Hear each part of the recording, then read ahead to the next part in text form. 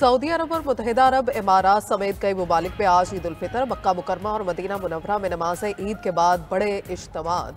पाकिस्तान समेत दुनिया भर से आए लाखों फर्जंदान इस्लाम ने ईद की नमाज अदा की। मस्जिदुल हराम और इमाम काबा अल शेख डॉक्टर अब्दुल रहमान अल सदीस ने नमाज ईद की इमामत की। मस्जिद नबवी सल्लल्लाहु अलैहि वसल्लम शेख अब्दुल्ला ने ईद की नमाज पढ़ाई। सऊदी अरब में 14,000 से जायद मसाजिद में ईद के इज्तिमात हुए। खादिम हरमैन शरीफैन शाह सलमान की ईद उल फितर पर मिल्लत इस्लामिया को मुबारकबाद। फ़लस्तीन भी ईद उल फितर आज मनाई जा रही है। मस्जिद अक्सा में नमाज ईद अदा। कतर, बहरीन, कुवैत, तुर्किया में भी आज ईद। स्कॉटलैंड, फ्रांस और रूस में भी ईद उल फितर आज मनाई जा रही है।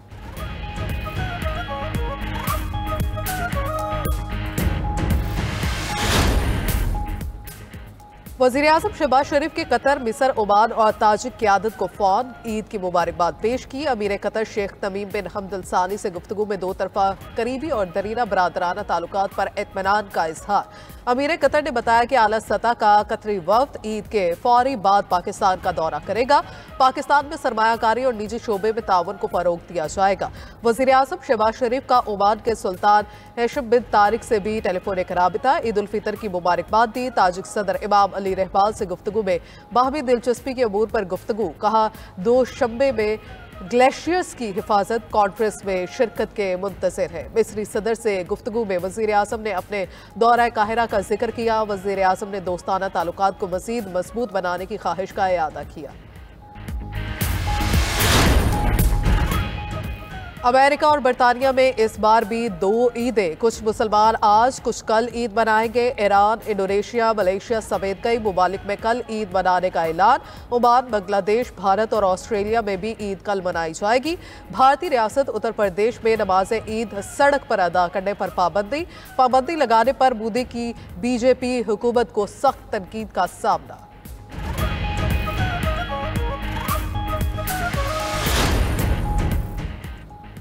पाकिस्तान में ईद उल फितर कल होगी। रुयत हलाल रिसर्च काउंसिल का दावा। माहिरीन का कहना है मुल्क में आज शवाल का चांद नजर आने का कभी इम्कान है।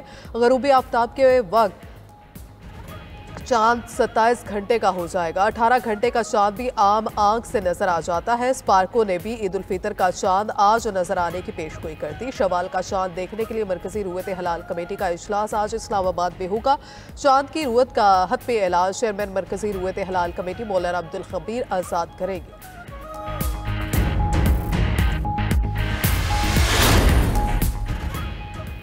अब दिन नहीं घंटे रह गए, वक्त कम, मुकाबला सख्त। ईद की खरीदारी मुकम्मल ना हुई। रात भर बाजारों में गहमा गहमी रही। खवातीन एक से दूसरी दुकान के चक्कर लगाती रही। पसंदीदा अशिया की तलाश में खूब ख्वारी। किसी को पसंद के कपड़े मिल गए तो मैचिंग जूते ना मिल सके। किसी ने जूते ले लिए तो ज्वेलरी फाइनल ना हो सकी। बच्चों ने भी मम्मा पापा को खूब घुमाया। आज भी दिन शुरू होते ही बाजारों में रश बढ़ने लगा। उधर शहरी मिठाई और केक खरीदने में मसरूफ।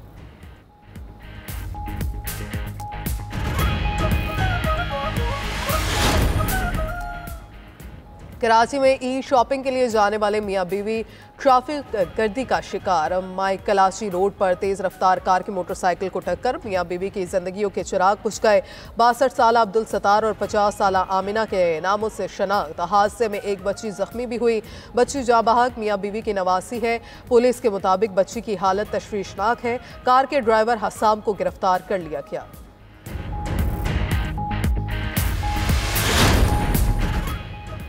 कराची करंगी क्रॉसिंग की हाउसिंग सोसाइटी में बोरिंग के लिए खोदा गया गड्ढा मुसलसल आग उगलने में मसरूफ। खाली प्लॉट में गुज़श्ता रोज से लगी आग ताहाल बुझाई न जा सकी। चीफ फायर ऑफिसर के मुताबिक आग पर काबू पाने में शदीद मुश्किलात का सामना। बलोचिस्तान में भी ऐसी ही आग लगी रहती है। PVL ऑफिसर के मुताबिक ये कुदरती गैस हो सकती है। आग 2 से 3 दिन तक लगी रह सकती है।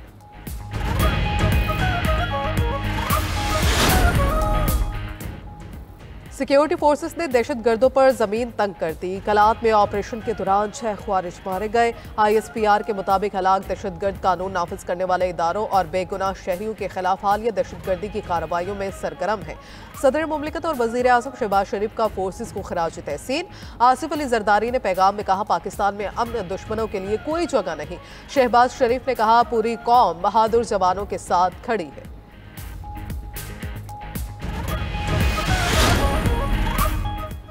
वज़ीर आज़म के बॉब ने खसूसी तारिक फातमी की सेक्रेटरी जनरल अक़वाम मुत्तहिदा से मुलाकात। मकबूजा कश्मीर और फ़लस्तीन समेत मुख्तलिफ आलमी अमूर पर तबादला ख्याल किया गया। तारिक फातमी ने अफगानिस्तान से होने वाली सरहद पार दहशतगर्दी को भी उजागर किया। मकबूजा कश्मीर में भारतीय तसल्लुत और कश्मीरी अवाम पर ढाए जाने वाले मुजालिम बारे भी बताया।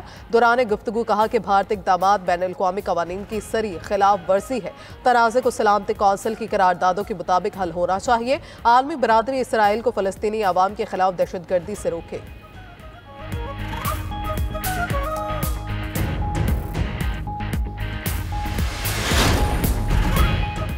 हमास गजा में हुकूमती ताकत से दस्तबरदार होने को तैयार। हमास जंग बंदी की नई तजवीज़ पर रजामंद। हमास ओहदेदार खलील अल हयान ने कहा गजा में हुकूमत साजी के लिए मिस्री मंसूबे को कबूल कर लिया। उम्मीद है इसराइल भी जंगबंदी की नई तजवीज़ को कबूल कर लेगा।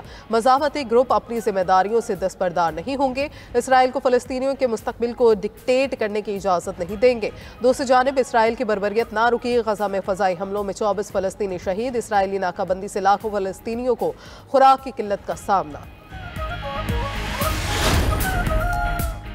म्यांमार में खौफनाक जलजले से अमवात की तादाद 1600 से बढ़ गई। जख्मियों की तादाद भी 2375 तक पहुंच गई। सैकड़ों अफराद ताहाल लापता। अमरीकी इदारे ने जलजले से 10,000 से ज्यादा अफराद की हलाकतों की खदशा जाहिर कर दिया। थाईलैंड हुकाम ने भी जलजले से 15 हलाकतों की तस्दीक कर दी। मुतासरा इलाकों में इमदादी कार्रवाइयाँ जारी। चीन का म्यांमार के लिए $14 मिलियन के इमदाद का ऐलान। अमरीका और यूरोपीय यूनियन ने भी म्यांमार और थाईलैंड के लिए इमदाद का ऐलान कर दिया।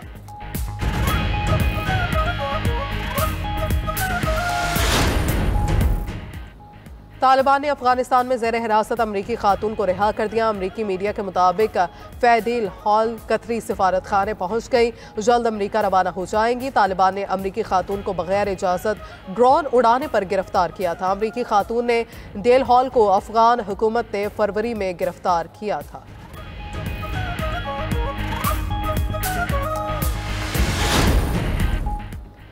और पाकिस्तान के मादनी वसाइल के मालियत $6 ट्रिलियन से ज़ायद। SIFC की काविशों के बायस सरमायाकारों के लिए बेमिसाल मौक़े। नेशनल मिनरल्स हार्मोनाइजेशन फ्रेमवर्क मुतारिफ कराने की तैयारियां मुकम्मल। Framework Pakistan minerals investment forum 2025 में मुतारिफ कराया जाएगा। मिनरल्स फ्रेमवर्क माहौलियाती तहफ़्फ़ुज़, महफूज कानकुनी और बैनुल-अक़वामी शराकत दारियों के फ़रोग़ को मद्देनज़र रखते हुए तैयार किया गया है। अमरीकी अदालत ने ट्रंप इंतजामिया के एक और फैसले को मुअत्तल कर दिया। वॉइस ऑफ अमेरिका की बंदिश का फैसला आर्जी तौर पर मुअत्तल हो गया। वॉइस ऑफ अमेरिका के 1200 से ज़्यादा सहाफ़ी और मुलाज़मीन की नौकरियां बहाल। ट्रंप ने एग्जीक्यूटिव ऑर्डर के जरिए वॉइस ऑफ अमेरिका को बंद करने का हुक्मनामा जारी किया था।